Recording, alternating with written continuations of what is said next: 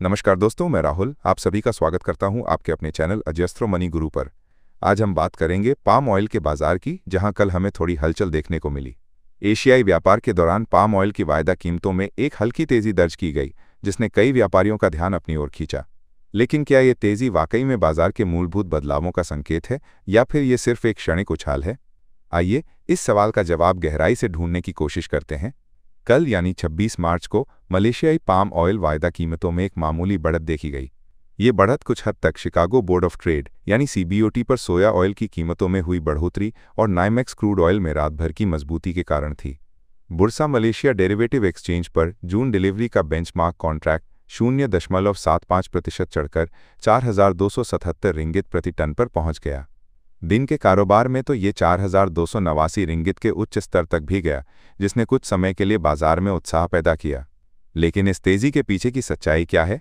क्या ये सिर्फ बाहरी कारकों का प्रभाव है, या फिर बाजार में कुछ मौलिक बदलाव हो रहे हैं? अगर हम गहराई से देखें तो हमें कुछ ऐसे संकेत मिलते हैं जो इस तेजी को लेकर सतर्क रहने की सलाह देते हैं।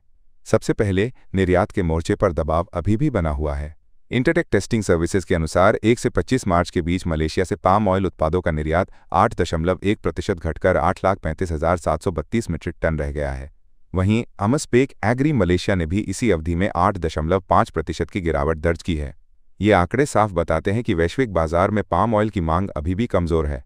इसके अलावा सीबीओटी सोया ऑयल और मलेशियाई पाम ऑयल के बीच का स्प्रेड, जो -34 United States dollars and 16 cents per MT है, यह दर्शाता है कि पाम ऑयल अभी भी सोया ऑयल के मुकाबले प्रीमियम पर कारोबार कर रहा है। यह सामान्य स्थिति मांग पर नकारात्मक प्रभाव डाल सकती है, क्योंकि खरीदार सस्ते विकल्पों की ओर रुख कर सकते हैं।